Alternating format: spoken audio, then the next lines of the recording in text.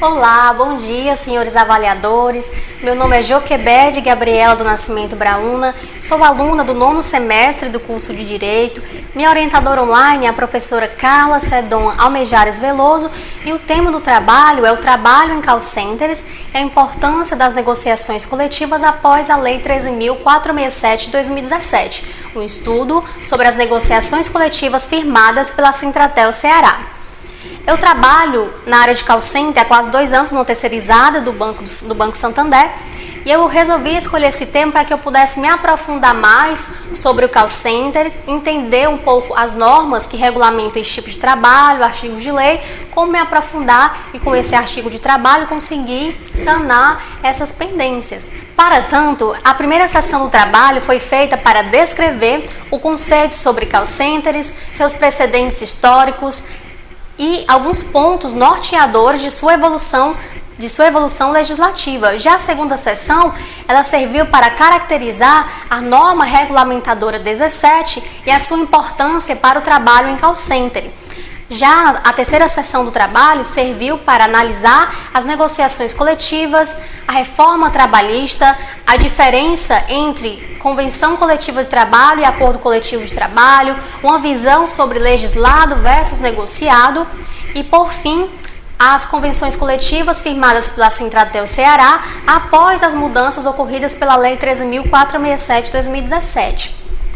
Partiu-se da hipótese: qual será o alcance da NR17 para o trabalho em call centers? Há possibilidade ou não de melhoria da qualidade de vida do trabalhador de call centers após as mudanças efetuadas pela Lei 13.467 de 2017? Foi realizada então uma pesquisa básica, estratégia, descritiva e exploratória com abordagem qualitativa e método hipotético dedutivo por meio de procedimentos de pesquisas bibliográficas, artigos de leis e sites jurídicos.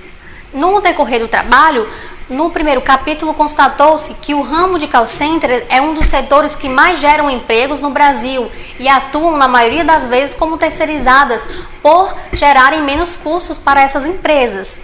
No segundo capítulo, descobriu-se que a norma regulamentadora 17 não é uma lei propriamente dita, mas é ela que dispõe sobre os principais aspectos de direitos trabalhistas, informando que alguns pontos principais. Após a NR17, a formalização da cláusula 5 fala sobre a jornada de trabalho e a cláusula 5 fala sobre a organização do trabalho. No seu subitem 5.1.3 fala que jornada de trabalho será somente até os sábados e não serão efetuadas nem nos domingos e nem nos feriados, conforme o artigo 67 e 68, que terá que ter um aviso prévio para que isso possa acontecer.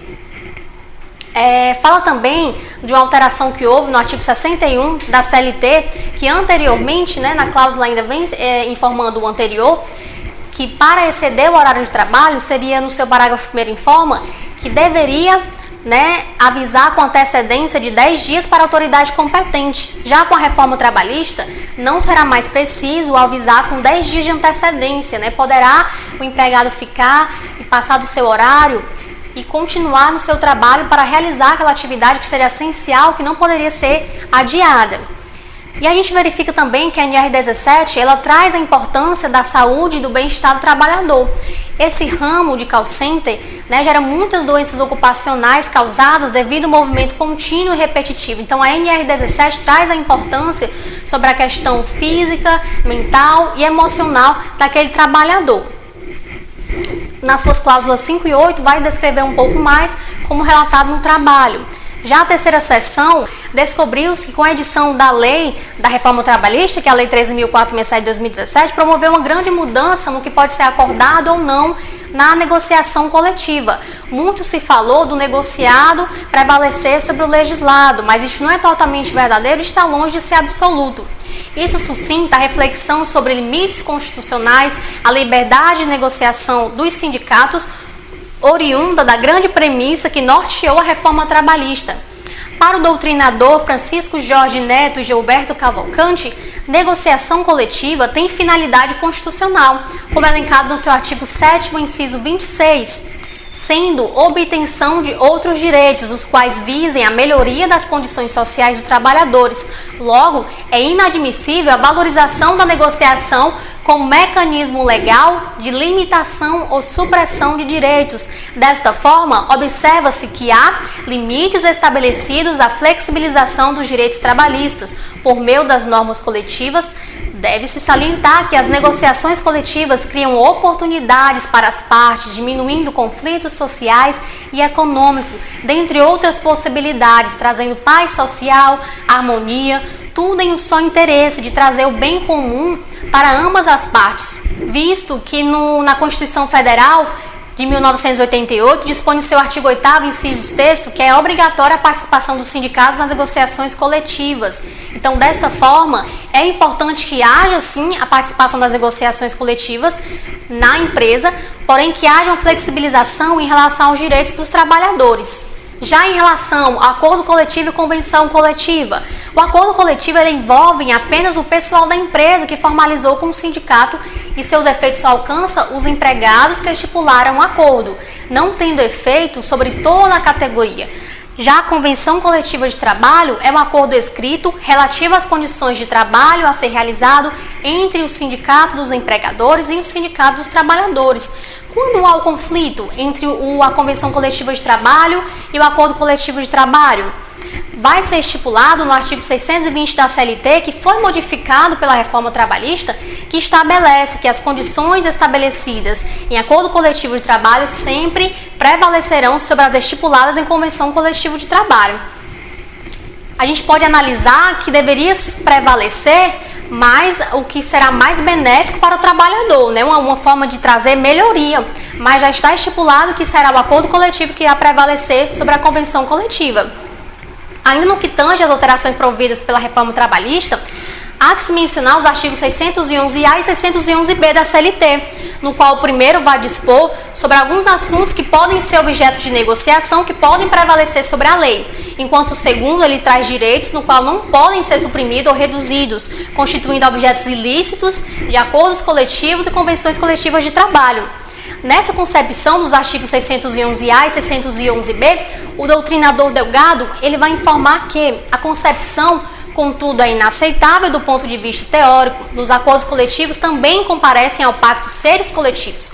A exemplo do ocorrido nas convenções tipificado nas figuras do sindicato obreiro e do coletivo empresarial, a par desse aspecto subjetivo, também do ponto de vista objetivo, os preceitos do acordo coletivo têm estatuto óbvio de normas jurídicas, não só por considerarem os trabalhadores em caráter universal e não em caráter singular, como ainda por terem em si evidente caráter geral e abstrato.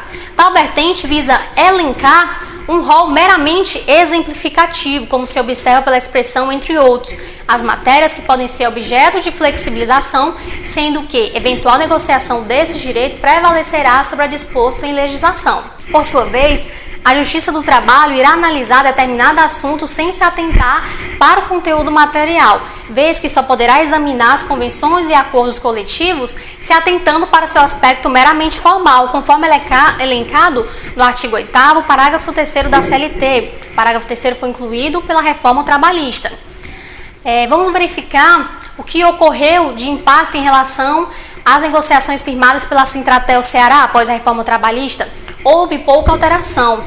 Houve alteração nos acordos coletivos de 2019.1 e 2019.2, firmados pela Sintratel, nas seguintes cláusulas sobre a jornada de trabalho. No parágrafo 2º, anteriormente, 2019.1, a jornada de trabalho estabelecida nessa cláusula poderia ser acrescida às horas suplementares, com compensação a serem remuneradas com adicional de 60%. Já na cláusula 2ª, que é de 2019.2, teve a questão estabelecida para o adicional de 55% da hora de trabalho. Então, com todo o exposto ao trabalho, verificamos que não houve tanta alteração em relação às cláusulas a serem estipuladas pela Sintratel Ceará. Diante o exposto, conclui-se que os objetivos foram atendidos, tendo em vista que, com base nos entendimentos doutrinários e artigos de leis apresentados ao longo deste trabalho, há possibilidade de haver melhorias após a Lei 13.467 de 2017, e os acordos coletivos e convenções coletivas ganham mais abrangência, tendo a possibilidade de haver alterações que possam beneficiar tanto o empregador como também o empregado. E vimos também que, com conclusão, que a norma regulamentadora 17 é a melhor forma de verificação da qualidade de vida do trabalhador em call center a ser aplicada. Então, verificamos desde já que a norma regulamentadora 17 e a Convenção Coletiva de Trabalho e acordo coletivo devem andar juntas para uma harmonia geral para o trabalhador de call center. Desde já, agradeço aqui a apresentação do meu TCC e a oportunidade de estar participando deste momento junto com vocês. Muito obrigada.